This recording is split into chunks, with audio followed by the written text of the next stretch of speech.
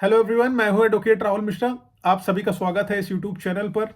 आज हम लोग आपके लिए एक वीडियो लेके आए जो बहुत इंपॉर्टेंट है, जिसमें हम मैरिटल रेप के कॉन्सेप्ट की बात करेंगे कि अभी तक 125 सीआरपीसी में आपकी वाइफ मेंटेनेंस अननेसेसरी का क्लेम करके पढ़ी लिखी होने के बाद भी मांगती थी और आपको हैरेस करती थी। 498 ए लिखाती थी, मेंटल फिजिकल क्रूएलिटी का मुकदमा। डीवी लिखाती थी। अलग अलग सेक्शंस में अलग अलग एलिगेशन आपके ऊपर लगाए जाते थे। 377 के हो गए, 354 के हो गए, ना जाने क्या क्या आपके ऊपर एलिगेशन लगा दिए गए थे। अब एक नया कॉन्सेप्ट आ गया है मैरिटल रेप का। जी हाँ, मैरिटल रेप का कॉन्सेप्ट आ गया है कि मैरिटल रेप को हम ऐसे समझे कि शादी के बाद अगर पत्नी के साथ उसके पति ने जबरदस्ती संबंध बनाने की चेष्टा करी है तो उसको मैरिटल रेप की श्रेणी में रखा जाएगा। अब इस मैटर की मेरिट्स पर जाने की बजाय हम सोचे कि अगर ये कॉन्सेप्ट हमारे इंडियन सोसाइटी में, इंडियन सिस्टम में, इंडियन मैरिज रेगुलेशंस में अगर ये लागू हो जाएगा तो आप यकीन मानिए इसका कितना ज़्यादा मिसयूज हो जाएगा। वैसे ही आप देख रहे हैं 125 सीआरपीसी, 498 ए डीवी का कितना ज़्यादा मिसयूज हो रहा है। तो मैरिटल रेप का कॉन्सेप्ट अगर इंडियन सोसाइटी में लागू हो जाए, इसका इम्प्लीमेंटेशन हो जाए, तो कितना ज़्यादा इसका मिसयूज होने लगेगा। अब मैरिटल रेप जो एलिगेशन है, बहुत सीरियस चार्जेस है, बहुत भयंकर, बहुत ही मतलब विदारक, हृदय विदारक, दर्द देने वाले हैं पतियों के लिए। क्योंकि आपको पता है कि 376 आईपीसी में जो पनिशमेंट दी गई है वो कितनी है? वो दी गई है 7 साल से लेके आजीवन कारावास तक की लाइफ इंप्रिजनमेंट हो सकती है रेप के मैटर में, अगर आपके ऊपर रेप के चार्जेस फ्रेम हो जाते हैं और आप उसके कन्विक्शन हो जाता है तो। अब आपकी शादी हो गई, आप अपनी पत्नी के साथ शारीरिक संबंध बना रहे हैं, मन मर्जी से बना रहे हैं। अगर ये कॉन्सेप्ट इंडियन सोसाइटी में लागू हो गया तो वाइफ्स जर्नली एलिगेशन लगाएंगी कि भैया जबरदस्ती बनाया था। कोई प्रॉब्लम हुई तो 498 के साथ 376 मैरिटल रेप का भी कॉन्सेप्ट घुसेड़ दिया जाएगा, अगर ये इंप्लीमेंट हो जाए रियलिटी में इंडियन सोसाइटी में, जिसकी बहुत ज्यादा कोशिश की गई कुछ एनजीओस के द्वारा और कुछ सोसाइटीज के द्वारा और कुछ लोगों के द्वारा। ठीक है, अब ये कैसे प्रभावी हो जाएगा? अगर मान लीजिए महिला ने सिर्फ पुलिस में या कोर्ट में जाके स्टेटमेंट दे दिया कि जो है मेरे साथ मैरिटल रेप हुआ है, बिना मेरी मर्जी के मेरे साथ सेक्सुअल रिलेशनशिप स्टैब्लिश करने की मेरे हस्बैंड ने कोशिश करी है या किया है, तो इस कंडीशन में वाइफ ने सिर्फ स्टेटमेंट दे दिया और हस्बैंड को तो जेल हो जाएगी। क्योंकि हस्बैंड साबित करते करते मर जाएगा, क्योंकि सेक्सुअल रिलेशनशिप जनरली वाइफ और हस्बैंड के बीच में होते हैं और उनके बीच में इंटरकोर्स अगर हो रहा है तो डीएनए में भी निकल के आएगा कि हुआ है, उसको तो डिनाई भी नहीं कर सकते। लेकिन वो कहेगी जबरदस्ती हुआ। अब एक जबरदस्ती वाली ग्रेविटी आप साबित कैसे करोगे कि मेरे हस्बैंड ने मेरे साथ किया हुआ है? और यह हस्बैंड बेचारा अपने आप को गिल्टी होने से कैसे बचाएगा? तो आप यकीन मानिए अगर ये इंडियन सोसाइटी में, इंडियन सिस्टम में इंप्लीमेंट हो जाए तो कितनी ज्यादा प्रॉब्लम हो जाएगी।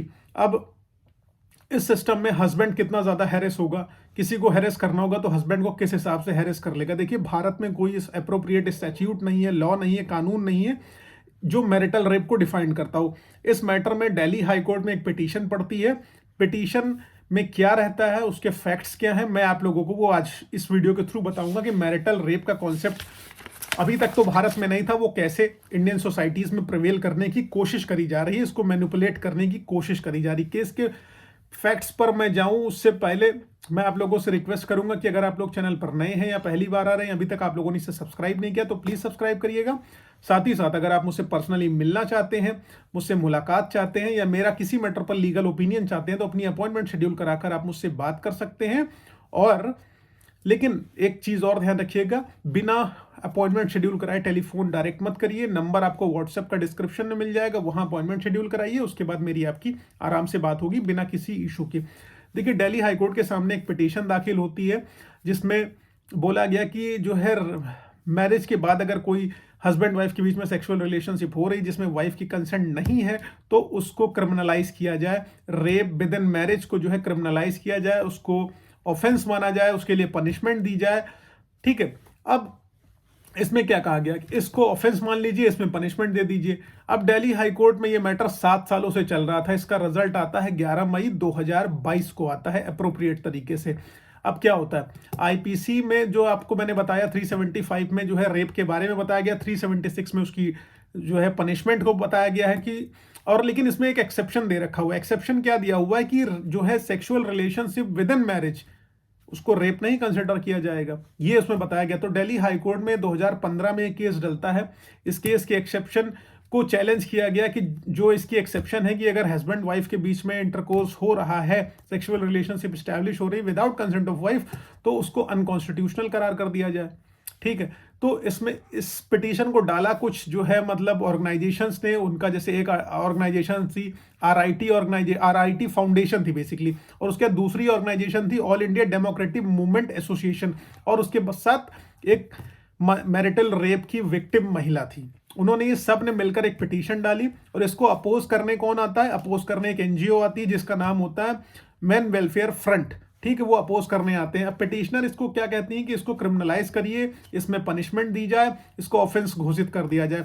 तो ऐसे में जो हस्बैंड्स ने इसका अपोज किया, उनका कहना था कि इस चीज का तो कोई हस्बैंड और वाइफ की लाइफ से कोई रिलेशन ही नहीं है, और ना इसका कोई कंपैरिजन है। कंपैरिजन कैसे नहीं है? रेप, क्योंकि उन्होंने कहा कि रेप के चार्जेस वहां पर लगाए जाते हैं, वहां पर लगते हैं जहां पर जो है शादी का कोई संबंध नहीं होता, शादी जैसा कोई चीज नहीं होता है।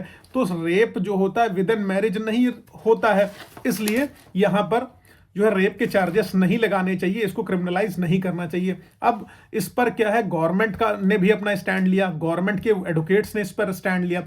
अब सरकार ने मैरिटल रेप को क्रिमिनलाइज करने के लिए जो अपना ओपिनियन दिया कि उन्होंने कहा गवर्नमेंट ने कि अगर हम मैरिटल रेप को क्रिमिनलाइज करते हैं तो शादी का जो कॉन्सेप्ट है, शादी का जो इंस्टीट्यूशन है, मैरिज का जो इंस्टीट्यूशन है, वो खतरे में पड़ जाएगा। क्योंकि गवर्नमेंट को अभी आभास हो गया था कि एक ऐसा टूल है ये जिसके माध्यम से हस्बैंड को जर्नली, मेन को जर्नली हैरेस करने के लिए इस्तेमाल किया जाएगा। क्योंकि गवर्नमेंट भी जानती है 498 का कितना मिसयूज हुआ, डीवी का कितना मिसयूज हो रहा है, सारी की सारी चीजें गवर्नमेंट को भी पता है।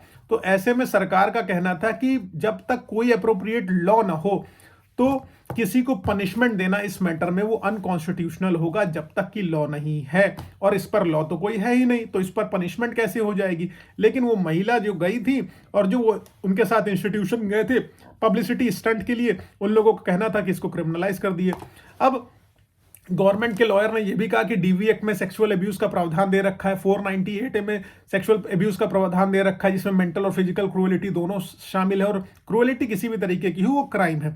साथ ही साथ गवर्नमेंट ने कहा कि वो पब्लिक का ओपिनियन लेना चाहती है, और जो इसके स्टेक होल्डर है उनसे जानकारी रखना चाहती है कि वो आखिरकार इस पर क्या सोचते हैं। तो ये मैटर जो गया था वो डिवीजन बेंच में गया था, यानी कि डबल बेंच में हाई कोर्ट की गया था, दिल्ली हाई कोर्ट की। दोनों जजेस ने अपने अपने स्प्लिट डिसीजन दिए। अब जब स्प्लिट डिसीजन दिया तो मैटर सुप्रीम कोर्ट के पास चला गया। अब सुप्रीम कोर्ट वाले मैटर में क्या हुआ वो मैं नहीं डिस्कशन करूंगा, फर्दर आप लोगों को कभी बताऊंगा। अब जब सुप्रीम कोर्ट में मैटर चला गया, एक जज साहब ने कहा कि इसको क्रिमिनलाइज कर देना चाहिए, दूसरे जज साहब ने कहा इसको क्रिमिनलाइज नहीं करना चाहिए। एक जज साहब ने इसको पर्सनल लाइफ और लिबर्टी से जोड़ दिया, दूसरे जज साहब ने कहा कि मैरिज का इंस्टीट्यूशन खत्म हो जाएगा, कंप्लीटली हमारा इंडियन सिस्टम जो है नष्ट हो जाएगा। तो आप लोग इस पर क्या सोचते हैं? सुप्रीम कोर्ट का भी इस पर जजमेंट आ चुका है, और आप लोग इस पर क्या सोचते हैं कि अगर ये कॉन्सेप्ट आ गया हमारी इंडियन सोसाइटी में, तो आप सोचिए कि मतलब कॉन्सेप्ट क्या रह जाएगा। मैरिज खतरे में नहीं आ जाएगी, लोग शादी क्यों करेंगे आखिरकार? जब क्योंकि मान लो कंसेंट से रिलेशनशिप आप लोगों का स्टैब्लिश हो रहा है, और उसके बाद अचानक से ऑल ऑफ सडन आपके ऊपर आरोप लग जाए कि भैया ये तो मेरी कंसेंट थी ही नहीं, देन उस कंडीशन में आप क्या करेंगे, कहां जाएंगे? तो इसका कॉन्सेप्ट क्या होगा? आप लोग खुद सोचिए कि क्या Indian system, marriage system fail हो जाएगा कि नहीं हो जाएगा? क्या इसका मिसयूज हो जाएगा कि नहीं हो जाएगा? अगर मान लीजिए इसको डिवीजन बेंच ने फैसला नहीं दिया होता, तो जैसे अलग अलग स्प्लिट डिसीजन नहीं होता, अगर दोनों लोग इसके फेवर में हो गए होते, तो आप यकीन मानिए एक दिन में हजारों मैरिटल रेप के नए केसेस आ गए होते, और हमारी जो जुडिशरी है उसके ऊपर और प्रेशर बढ़ गया होता। आप लोग का क्या ओपिनियन है इस मैटर पर? आप लोग क्या सोचते हैं? आप मुझे खुद बताइए कि क्या इसको क्रिमिनलाइज करना चाहिए या नहीं करना चाहिए। मेरे हिसाब से तो कतई नहीं करना चाहिए। आप लोग स्वयं बताइए, आप लोग हमसे ज़्यादा इंटेलिजेंट हैं, आप लोगों के पास बहुत नॉलेज है, बहुत सारे व्यूवर्स हैं जो अच्छी अच्छी डिटेल्स मुझे देते रहते हैं। और आप लोगों को अगर किसी कॉन्सेप्ट पे प्रॉब्लम हो तो ये डेफिनेटली आप मुझसे बात कर सकते हो। बात करने के लिए अपॉइंटमेंट शेड्यूल करो, टॉक करते हैं। फेसबुक, इंस्टाग्राम, ट्विटर पर अगर अभी आपने मुझे फॉलो नहीं किया तो प्लीज़ वहाँ फॉलो करिएगा। पर्सनल लाइफ से रिलेटेड डिटेल्स मैं वहाँ पर डालता हूँ। साथ ही साथ अगर इस मुद्दे पर कुछ आपकी टिप्पणी हो तो प्लीज़ कमेंट करना, बताना, मुझे मैसेज करना व्हाट्सएप पे भी कि हाँ मेरा ओपिनियन ये है। तो आपका जो भी ओपिनियन होगा वो मेरे लिए वर्थ रखता है, क्योंकि आप जो भी कमेंट करते हो, एक एक कमेंट मुझे जो है वैल्यू देता है। अगर आप थोड़ा सा मोटिवेट और मुझे करना चाहते हैं तो सुपर थैंक्स आप दे सकते हैं, वहाँ पर बटन है, आप उसको देख सकते हैं, उसमें क्या होता है। आप अच्छी तरीके से समझदार हैं, प्लीज़ उसको थोड़ा सा मेरे लिए थम्स अप करिएगा। और किसी के ऊपर अगर कोई फर्जी चार्जेस लगे हुए हैं तो उसको डरने की ज़रूरत नहीं है। लॉ आपके लिए भी है, लड़िए और मेहनत से लड़िए। जय हिंद।